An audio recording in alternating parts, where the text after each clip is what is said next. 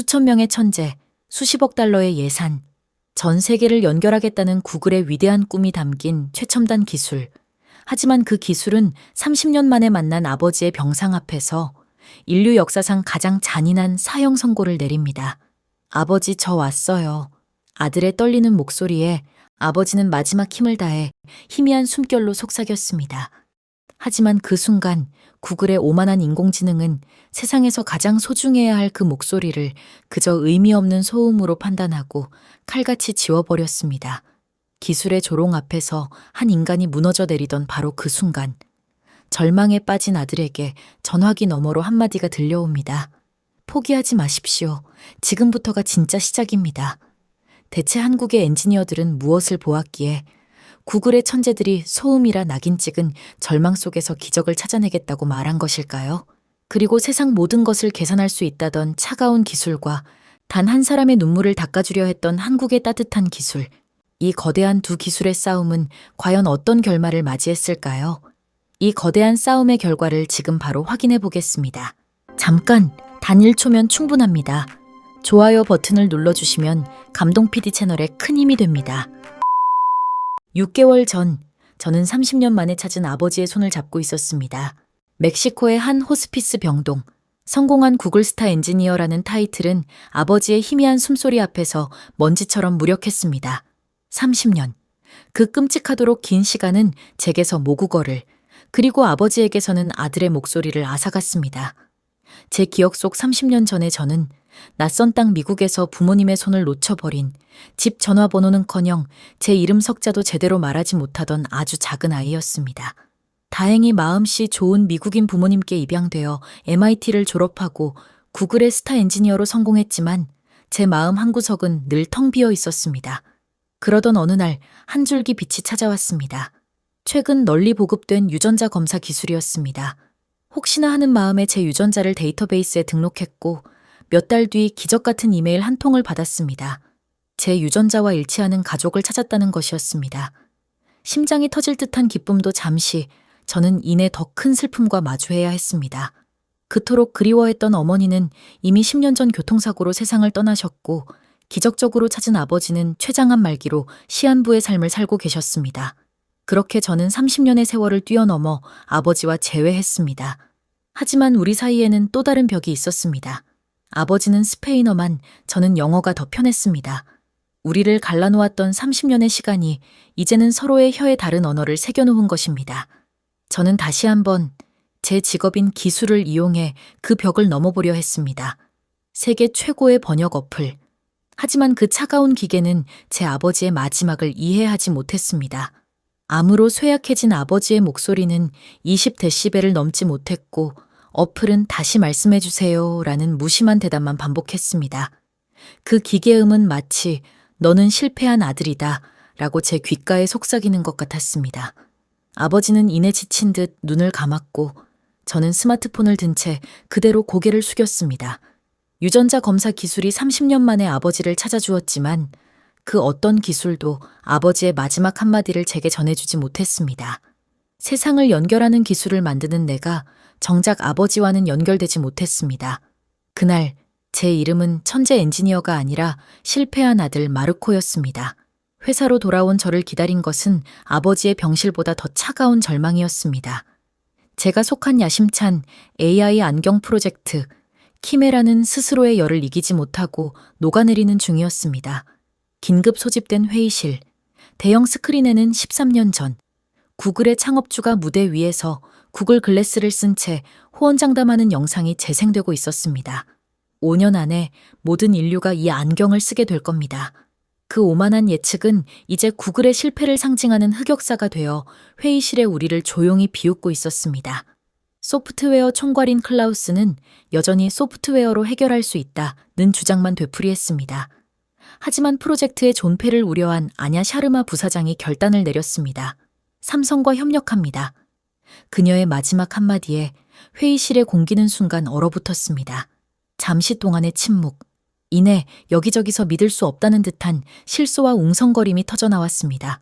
가장 먼저 침묵을 깬 것은 역시 클라우스였습니다. 그는 팔짱을 낀 채 비웃음 가득한 목소리로 말했습니다.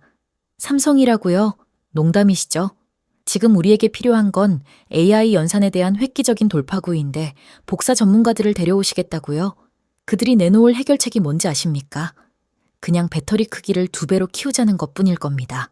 그의 말에 몇몇 엔지니어들이 동조하며 웃음을 터뜨렸습니다. 다른 한쪽에서는 더 심각한 목소리가 나왔습니다. 부사장님, 지금 진심으로 하는 말이세요? 그들의 창의적 프로세스라는 건 애플이 신제품을 발표할 때까지 기다렸다가 6개월 뒤에 더 싼 버전을 내놓는 것뿐입니다.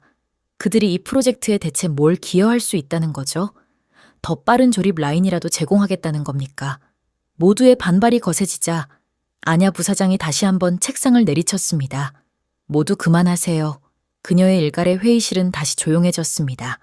당신들의 그 잘난 실력 덕분에 지난 6개월간 만들어낸 결과물이 뭔지 알아요? 10분 만에 불이 붙는 5억 달러짜리 쓰레기뿐입니다.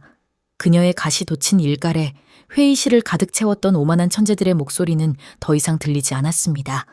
그렇게 삼성과의 불편한 동거가 결정된 채 기대와 의심이 뒤섞인 한 달이 흘렀습니다.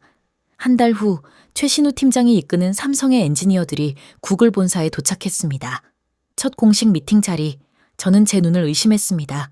삼성을 대표해서 온 최 팀장이 악수를 청하며 명함을 내밀자 소프트웨어 담당 클라우스는 그의 손을 쳐다보지도 않은 채 명함만 받아들고는 뒷주머니에 아무렇게나 쑤셔 넣었습니다. 동양 문화권에서 명함 교환이 갖는 의미를 조금이라도 안다면 절대 할 수 없는 노골적인 무시였습니다. 회의 내내 클라우스의 오만함은 계속되었습니다. 그는 최 팀장의 설명, 중간중간 말을 끊으며 훈계하듯 말했습니다. 그리고 회의가 끝날 무렵 그는 결정적인 한마디를 던졌습니다. 자, 최 팀장님, 간단하게 정리하죠. 생각은 저희가 합니다. 당신들은 우리가 설계한 것을 시간 안에 조립만 잘 해주시면 됩니다. 아시겠어요? 회의실의 공기가 싸늘하게 얼어붙었습니다. 하지만 최신우 팀장은 화를 내거나 당황하는 대신 그저 알 수 없는 미소를 지으며 클라우스를 바라볼 뿐이었습니다. 그 침묵이 클라우스의 요란한 오만함보다 훨씬 더 무겁게 느껴졌습니다. 삼성팀과의 협업은 낯선 방식으로 진행되었습니다. 특히 인상적이었던 것은 시차를 대하는 그들의 태도였습니다. 캘리포니아의 오후 2시는 한국의 새벽 6시, 저희가 나른하게 커피를 마시며 회의를 시작할 때 화상회의 화면 속의 삼성 팀원들은 새벽 4시부터 일어나 모든 준비를 마친 채 또렷한 눈으로 우리를 마주했습니다. 클라우스는 하청업체의 당연한 의무라며 비아냥거렸지만 저는 그들의 지치지 않는 헌신에 말문이 막혔습니다. 점심시간의 풍경은 그 차이를 더 극명하게 보여주었습니다. 클라우스와 저는 구글의 화려한 카페테리아에서 유기농 샐러드와 스테이크를 즐기며 2시간 가까이 담소를 나누었습니다. 하지만 연구실로 돌아오는 길에 본 프로젝트 룸의 모습은 충격이었습니다. 최 팀장과 그의 팀원들은 점심시간도 아끼며 각자의 자리에서 김밥과 컵라면으로 끼니를 때우며 태블릿으로 회로도를 분석하고 있었습니다. 솔직히 말해 제 머릿속에 처음 든 생각은 동정이 섞인 우월감이었습니다. 저렇게까지 해야 하나? 저건 창의성을 갉아먹는 비효율적인 자기 학대일 뿐이야. 저희 구글에서는 충분한 휴식과 자유로운 발상이 최고의 혁신을 만든다고 배우니까요. 옆에 있던 클라우스는 저러니 평생 애플 것을 베끼기나 하는 것이라며 제 생각에 쐐기를 박았습니다. 하지만 저는 그의 말에 동의하면서도 마음 한구석이 불편해지는 것을 느꼈습니다. 바로 그들의 눈빛 때문이었습니다. 그들의 눈에는 억지로 일하는 자의 피로감이 아니라 무언가에 완전히 몰입한 장인의 광채 혹은 하나의 목표를 향해 무섭게 돌진하는 전사의 집념 같은 것이 서려 있었습니다. 단순히 하청업체의 의무감이라고 치부하기에는 너무나도 뜨거웠습니다. 그때 문득 제 안에서 하나의 의문이 피어올랐습니다. 어쩌면 저들에게 이 프로젝트는 단순히 돈이나 계약이 아닌 그 이상의 무언가가 걸려있는 것은 아닐까? 그들에게 주어진 시간은 저희와 같았지만 그 시간의 밀도는 완전히 달라 보였습니다. 그러던 어느 날 기술회의에서 클라우스가 현란하게 소프트웨어의 구조에 대해 설명하고 있을 때 최신우 팀장이 조용히 그의 말을 끊고 시제품을 손에 들어 보이며 회의실의 모든 구글 엔지니어들에게 단 하나의 질문을 던졌습니다. 이 AI 안경은 누구를 닮았습니까? 회의실은 침묵에 휩싸였습니다. 클라우스는 말도 안 되는 소리, 기기는 기기일 뿐이지 누굴 담다니 라며 무시했습니다. 하지만 저는 그 질문이 머릿속을 떠나지 않았습니다. 그날 밤 저는 궁금증을 참지 못하고 사내 인트라넷에서 최신우 팀장의 프로필을 검색했습니다. 그리고 제 눈을 의심했습니다. 그의 최종 학력은 MIT 공학 박사. 그는 제 대학의 까마득한 대선배였습니다. 하청업체 기술자라던 저의 편견이 산산조각 나는 순간이었습니다. 다음 날 회의에서 최신우 팀장은 스스로 답을 내놓았습니다. 좋은 연장은 그것을 쓰는 장인의 손을 담고 좋은 구두는 그것을 신는 주인의 발을 담는 법입니다. 하지만 이 AI 안경은 아무도 담지 않았습니다. 오직 스스로의 열에 취해 비명을 지르고 있을 뿐입니다. 사람의 체온을 고려하지 않고 사람의 손길을 생각하지 않은 기술은 그저 소음 덩어리일 뿐입니다. 그의 말에 회의실의 모두가 숨을 죽였습니다. 그는 우리를 둘러보며 말을 이었습니다. 사실 저희는 13년 전부터 이 날을 준비해왔습니다. 그는 구글 글래스가 처음 실패했던 13년 전부터 삼성이 비밀리에 특별 R&D팀을 꾸려 왜 구글이 실패했는가를 분석해왔다고 말했습니다. 단순히 따라하기 위함이 아니었습니다. 언젠가 다시 열릴 AI 안경의 시대에 소프트웨어의 폭주를 제어하고 사람의 몸에 꼭 맞게 담아낼 수 있는 완벽한 하드웨어를 만들기 위한 13년간의 와신 상담이었습니다. 여러분은 꿈을 꾸고 계셨지만 저희는 그 꿈을 현실로 만들 준비를 하고 있었습니다. 그의 마지막 한마디에 저는 깨달았습니다. 저는 지금 단순한 하청업체 엔지니어가 아닌 13년의 세월을 갈아 칼을 준비해온 무서운 장인과 마주하고 있다는 것을. 프로젝트 키메라에 대한 구글의 기대는 단순한 기대를 넘어 거의 신앙에 가까웠습니다. 특히 부사장인 아냐 샤르마는 몇 달 뒤에 열릴 구글 연례 개발자 행사의 무대에서 자신이 직접 AI 안경을 쓰고 등장하는 그림을 그리고 있었습니다. 그녀의 야망은 프로젝트 전체를 짓누르는 압박이 되어 저희 팀을 매일같이 극단으로 몰아붙였습니다. 그리고 마침내 운명의 날이 정해졌습니다. 며칠 뒤에 있을 이사회가 주목하는 중간 시연회. 이 자리에서 가능성을 증명하지 못하면 프로젝트는 공중분해될 수도 있는 위기에 처했습니다. 그날부터 연구실은 전쟁터가 되었습니다. 저와 클라우스를 포함한 구글의 팀원들은 시제품의 치명적인 발열 문제를 해결하기 위해 며칠 밤낮을 새가며 매달렸습니다. 하지만 저희의 모든 노력은 번번이 실패로 돌아갔습니다. 그리고 시연회가 정확히 하루 앞으로 다가온 날, 결국 최악의 사고가 터지고 말았습니다. 초조함에 이성을 잃은 클라우스가 마지막으로 무리하게 시스템 전압을 한계치 이상으로 끌어올리던 순간 시제품에서 날카로운 스파크가 튀더니 순식간에 작은 화재가 발생한 것입니다. 저희는 경보음 속에서 황급히 소화기를 뿌려 불을 껐지만 저희의 며칠 밤샘이 담긴 시제품 하나가 검게 그을린 고철덩어리가 되어버렸습니다. 클라우스는 망연자실한 얼굴로 외쳤습니다. 이건 명백한 하드웨어 결함이야. 애초에 이 보드로는 불가능했다고. 그는 자신의 실패를 덮기 위해 또다시 삼성에게 책임을 돌렸습니다. 다행히 여분의 시제품이 있었지만 남은 시간은 고작 하루. 더 이상 우리 힘으로는 해결할 수 없다는 것을 뼈저리게 느꼈습니다.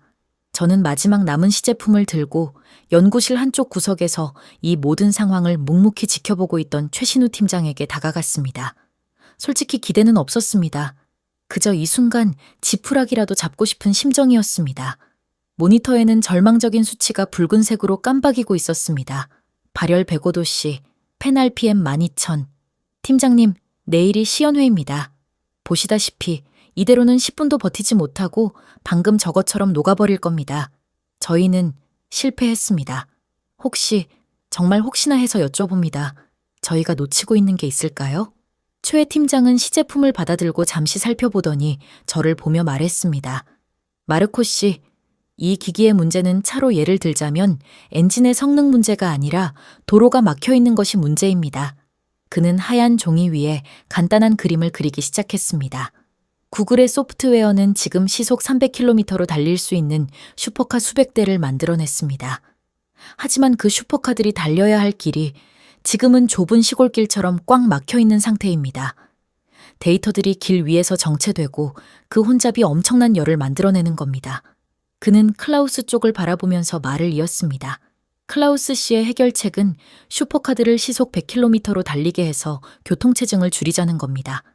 물론 막히지는 않겠죠. 하지만 그렇게 한다면 우린 슈퍼카를 가질 이유가 없어집니다. 제 생각은 다릅니다. 속도를 줄일 게 아니라 막힌 도로를 뚫고 새로운 고속도로를 내줘야 합니다. 그의 해결책은 놀라웠습니다. 그는 자신의 노트북을 꺼내 시제품과 연결하며 구글의 개발 환경과는 전혀 다른 오직 하드웨어 제조사만이 접근할 수 있는 진단 모드로 부팅했습니다. 그리고는 저를 보며 솔직하게 덧붙였습니다. 솔직히 말씀드리면 저희도 이 병목 현상을 아직 완벽히 해결하지는 못했습니다. 그래서 양산전까지 테스트를 위해 비상시에만 접속할 수 있는 터널을 미리 만들어 두었습니다. 일단 급한 대로 이 길을 열어서 시연을 통과하시죠. 최 팀장은 몇 줄의 명령어를 입력하더니 실행 버튼을 눌렀습니다. 그 순간 구글조차 몰랐던 삼성이 하드웨어에 심어놓은 숨겨진 고속도로가 열렸습니다. 저는 마치 마법을 보는 것처럼 모니터 화면을 응시했습니다. 붉은색으로 빛나던 105도씨라는 숫자가 깜박이더니 이내 안정적인 녹색빛에 33도씨로 떨어졌습니다. 제트기처럼 울부짖던 팬도 12,000rpm에서 소리가 거의 들리지 않을 만큼 고요한 1,500rpm으로 안정되었습니다. 다음 날 시연회는 대성공이었습니다. 아냐 부사장은 믿을 수 없군. 지난주와는 완전히 다른 물건이야 라며 극찬했고 클라우스는 굳은 얼굴로 아무 말도 하지 못했습니다. 그날 밤 저는 퇴근 준비를 하던 최 팀장에게 다가갔습니다. 그리고 깊이 고개를 숙였습니다. 정말 감사합니다. 팀장님의 통찰력과 준비성이 아니었다면 모든 게 끝났을 겁니다. 최 팀장은 제 어깨를 두드리며 따뜻하게 웃었습니다.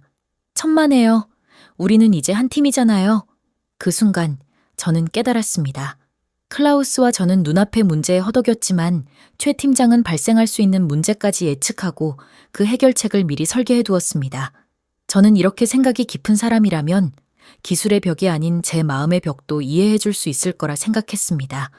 저는 최 팀장에게 처음으로 멕시코의 병상에 누워 계신 아버지의 이야기를 털어놓았습니다. 기술적인 조언을 구했던 동료가 아닌 제 인생의 절박함을 기꺼이 나눠 들을 수 있는 한 사람의 어른으로서 말이죠. 최 팀장에게 아버지의 이야기를 털어놓은 그날 밤 저는 잠을 이루지 못했습니다. 낯선 이국 땅에서 온 엔지니어에게 제 가장 깊은 상처를 드러낸 것이 후회되어서가 아니었습니다. 오히려 그 반대였습니다. 제 모든 고백이 끝났을 때 저는 그가 안 됐군요 와 같은 의례적인 위로를 건넬 것이라 예상했습니다. 하지만 그는 한참 동안 아무 말도 하지 않았습니다. 그의 침묵은 어색함이 아닌 제 아픔의 무게를 온전히 감당하려는 듯한 깊은 것이었습니다. 한참 후에야 그는 저를 똑바로 바라보며 나지막이 입을 열었습니다. 저도 MIT에서 박사 과정을 밟고 있을 때 아버지가 돌아가셨습니다. 저는 순간 제 귀를 의심했습니다. 그는 담담하게 말을 이었습니다. 1년에 한 번 집에 가는 것도 버거웠는데 아버지는 제가 학위를 마칠 때까지 기다려주시지 않더군요. 저 역시 아버지의 마지막을 지켜드리지 못했습니다. 그래서 압니다, 마르코 씨. 기술이 아무리 발전해도 닿지 못하는 마음이 있다는 것을, 그리고 그 마지막 순간에 단 한마디라도 더 나눌 수 있다는 게 얼마나 간절한 기적인지를. 그의 고백에 저도 모르게 제 마음속 가장 깊은 질문을 꺼내놓고 말았습니다. 팀장님은 후회되지 않으셨습니까? 저처럼 실패한 아들이라고 생각하지 않으셨나요? 제 질문에 최 팀장은 잠시 창밖을 바라보더니 다시 저를 보며 말했습니다. 후회라기보다는 가슴에 풀지 못한 한으로 남았지요. 마르코 씨, 후회는 노력으로 지울 수 있지만 한은 평생 가슴에 응어리처럼 남는 감정입니다. 자식된 도리를 다하지 못했다는 그 죄책감, 그게 제게는 한이 되었습니다. 하지만 저희 한국 사람들은 때로 다른 사람의 아픔을 통해 자신의 한을 풀기도 합니다. 그걸 정이라고 부르지요. 마르코 씨의 아픔이 꼭 20년 전 제 아픔처럼 느껴져서 도저히 외면할 수가 없었습니다. 이 프로젝트는 이제 제게도 구글만의 일이 아닙니다. 제 가슴속 한을 풀어낼지도 모르는 제 개인적인 일이 되었습니다. 그의 깊은 눈빛 속에서 저는 보았습니다. 그것은 동정이 아니었습니다. 같은 아픔을 겪은 사람이 다른 아픈 사람에게 보내는 말없이 모든 것을 이해하는 진정한 공감이었습니다. 국적도 나이도 직급도 다른 우리가 아버지를 그리워하는 아들이라는 단 하나의 이름으로 연결되는 순간이었습니다. 그 순간부터 프로젝트 키메라는 더 이상 구글만의 프로젝트가 아니었습니다. 그것은 시한부 아버지와 아들을 위한, 그리고 먼 타국에서 아버지를 떠나보내야 했던 또 다른 아들의 한이 담긴 우리 모두의 프로젝트가 되었습니다. 다음 날부터 연구실의 공기는 완전히 달라졌습니다. 최 팀장님은 더 이상 조용한 관찰자가 아니었습니다. 그는 프로젝트의 심장이 되어 한국의 본사팀과 우리 팀 사이를 맹렬하게 오가며 모든 과정을 지휘했습니다. 그의 열정은 전염성이 강했습니다. 이건 그냥 제품이 아닙니다. 한 사람의 마지막 시간을 위한 기술입니다. 그의 말에 구글의 엔지니어들도 심지어 클라우스를 제외한 모두가 밤샘을 자처하며 움직이기 시작했습니다. 그렇게 구글의 소프트웨어와 삼성의 하드웨어 두 개의 심장이 하나의 목표를 향해 뛰기 시작했습니다. 아버지에게 남은 시간이 2달 정도 남은 시점, 마침내 첫 시제품이 완성되었습니다. 제 손에 들린 매끈한 AI 안경은 단순한 기계가 아니라 아버지에게 마음을 전할 수 있는 마지막 희망이었습니다. 멕시코로 향하는 비행기 안에서 저는 수십 번이나 아버지와 나눌 대화를 상상했습니다. 감사하다고, 사랑한다고, 죄송하다고 30년치의 대화를 일주일 안에 다 할 수 있을 것만 같았습니다. 아버지의 병실에 들어섰을 때 아버지는 저를 보고 희미하게 미소 지었습니다. 저는 떨리는 손으로 아버지에게 AI 안경을 씌워드렸습니다. 그리고 연습했던 첫 마디를 건넸습니다. 아버지, 저 왔어요. 하지만 AI 안경은 아무런 반응이 없었습니다. 당황한 제가 몇 번이고 다시 말을 걸었지만 결과는 마찬가지였습니다. 그제야 저는 깨달았습니다. 이곳은 완벽하게 통제된 구글의 연구실이 아니라는 것을. 아버지의 침대 옆에는 생명유지장치가 희미한 소음을 내고 있었고 아버지의 목소리는 그 소음보다도 작았습니다. 우리가 만든 최첨단 노이즈 캔슬링 알고리즘이 세상에서 가장 소중한 제 아버지의 목소리를 소음으로 판단하고 지워버리고 있었던 것입니다. 기술의 잔인함 앞에서 저는 무너졌습니다. 희망을 품게 했던 바로 그 기술이 아버지의 목소리를 지워버리는 칼날이 되어 돌아왔습니다. 아버지는 실망한 제 얼굴을 보더니 그저 말없이 제 손을 더 꽉 잡아주었습니다.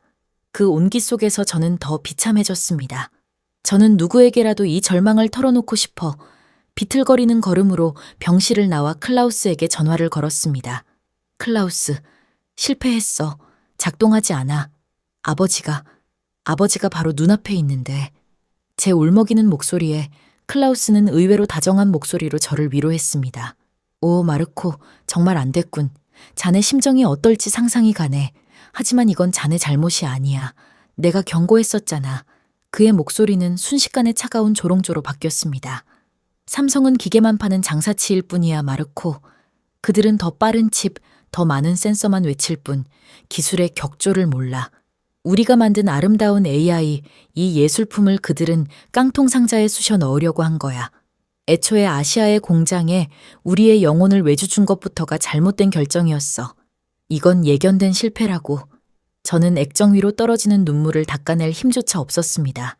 클라우스와의 통화가 끝난 후 저는 최신우 팀장님에게 제 인생에서 가장 힘든 전화를 걸었습니다.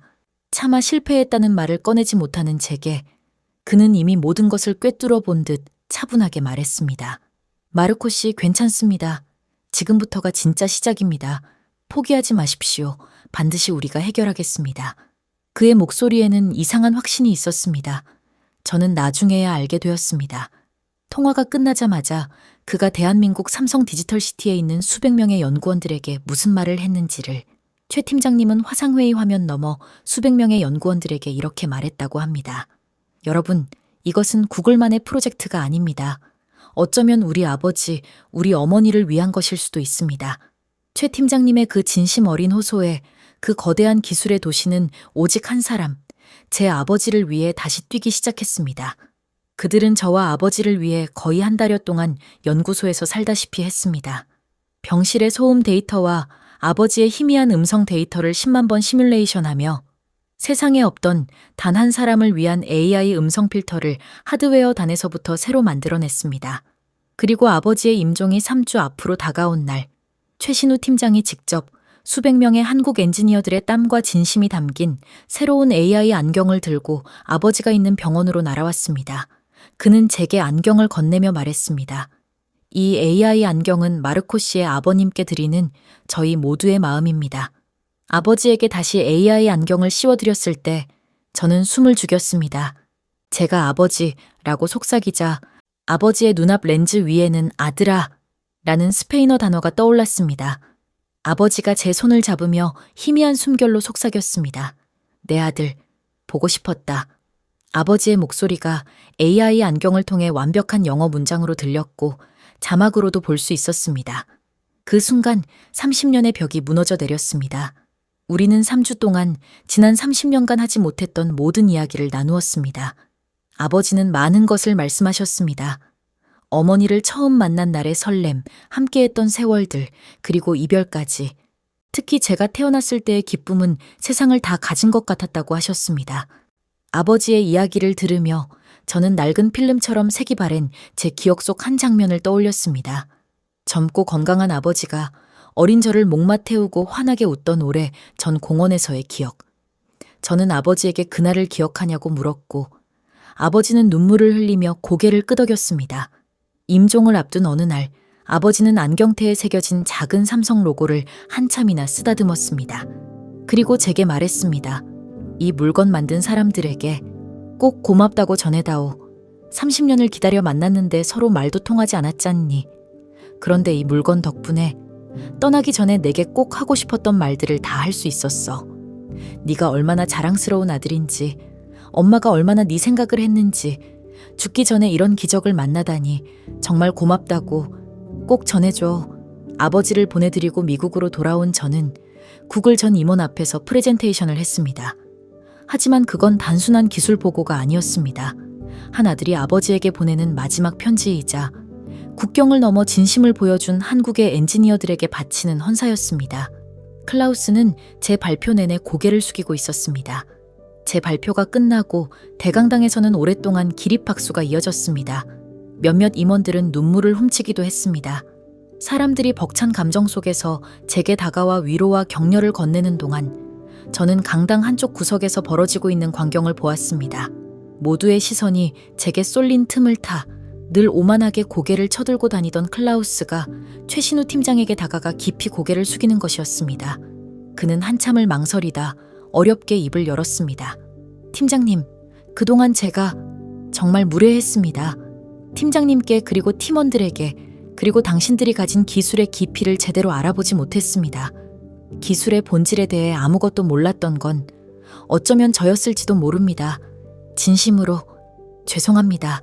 그리고 그는 다시 한번 고개를 숙이며 말했습니다. 앞으로 많이 가르쳐 주십시오. 최신우 팀장은 말없이 그의 어깨를 두어 번 두드려 주었습니다. 그 표정에는 승자의 여유나 가르치려는 자의 오만함이 없었습니다. 그저 같은 목표를 향해 달려온 동료에 대한 따뜻한 존중만이 담겨 있을 뿐이었습니다. 그날 이후 저희 프로젝트는 구글 내에서 단순한 기술 개발 프로젝트 이상의 의미를 갖게 되었습니다.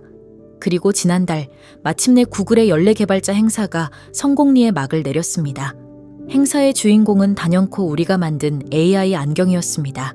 무대 위에서 구글 직원 2명이 AI 안경을 쓰고 한 사람은 페르시아어를 한 사람은 힌디어를 말하며 실시간 통역으로 농담을 주고받을 때 행사장은 열광의 도가니가 되었습니다.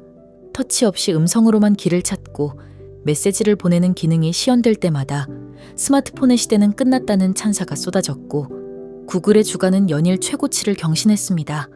모두가 축제 분위기였지만 저는 무대 아래에서 다른 생각을 하고 있었습니다. CEO가 차세대 디바이스와 시장 점유율을 외칠 때 제 눈에는 AI 안경 렌즈 위로 아버지의 마지막 미소가 어른거렸습니다. 세상 사람들은 이 기술이 스마트폰을 대체할 미래라고 말했지만 제게 이 기술은 아버지와 나눈 마지막 3주의 선물이었습니다. 요즘 저는 제가 연구해온 첨단 기술에 대해 다시금 생각하고 있습니다. 더 높은 연봉, 더 화려한 성공을 위한 기술이 아닌 진정으로 사람을 위한 기술이란 무엇일까? 어둠 속에서 길을 찾아주는 내비게이션처럼 사람과 사람 사이에 막힌 길을 열어주고 단절된 마음을 이어주는 기술, 최신우 팀장님과 그의 동료들이 보여주었던 바로 그 기술 말입니다. 그리고 저는 결심했습니다. 10년간의 구글 생활을 정리하고 제2의 인생을 시작하기로요. 어제 최신우 팀장님이 보내온 메시지가 있었습니다. 마르코, 우리와 함께 일하지 않겠나? 한국에는 자네 같은 사람이 필요하네. 저는 그 제안을 받아들였습니다. 실리콘밸리의 동료들은 제가 미쳤다고 합니다. 구글을 떠나 한국으로? 하지만 저는 이제 압니다. 진짜 혁신은 마운틴뷰의 화려한 캠퍼스가 아니라 새벽까지 불 켜진 수원의 연구실에서 일어나고 있다는 것을. 6.25 전쟁의 폐허에서 세계 10위 경제대국으로 IMF를 2년 만에 극복한 유일한 나라. 그리고 이제는 한 사람의 마지막 소원을 위해 수백 명이 똘똘 뭉치는 나라. 제 양부모님은 늘 말씀하셨습니다. 미국이 세계 최고다. 하지만 이제 저는 다른 답을 찾았습니다. 기술에 영혼을 불어넣는 나라. 돈보다 사람을 먼저 생각하는 나라. 그것이 바로 대한민국입니다. 다음 주 저는 새로운 인생을 시작하러 인천공항에 도착합니다. 기술보다 사람이 먼저인 나라. 대한민국에서 새로운 인생을 시작하기 위해서요. 부족한 제 이야기를 들어주셔서 감사합니다. 마르코 올림. 지금까지의 이야기를 듣고 여러분은 어떤 생각이 드셨나요? 그리고 마르코의 새로운 도전이 여러분께는 어떻게 느껴지셨나요? 여러분의 생각을 댓글로 남겨주시길 부탁드리겠습니다. 작성해주신 댓글은 다음 영상에 적극 반영하여 더욱 재미있고 유익한 영상으로 찾아뵙겠습니다. 아참! 구독과 좋아요 그리고 알림 설정은 영상을 만드는 데 있어 큰 힘이 됩니다. 방금 시청하신 영상이 좋았다면 좋아요 한 번씩 눌러주시고 감동 PD 영상이 처음인데도 마음에 드셨다면 구독도 부탁드리겠습니다. 지금까지 감동 사연을 읽어드린 저는 감동 PD 강나영이었습니다. 앞으로도 여러분이 좋아하실 만한 해외 감동적인 사연을 많이 발굴해서 재미있고 감동적인 영상으로 만들겠습니다. 그럼 끝까지 시청해주신 여러분 사랑합니다. 늘 건강하시고 행복하시길 기도하겠습니다. 영상 시청해주셔서 진심으로 고맙습니다.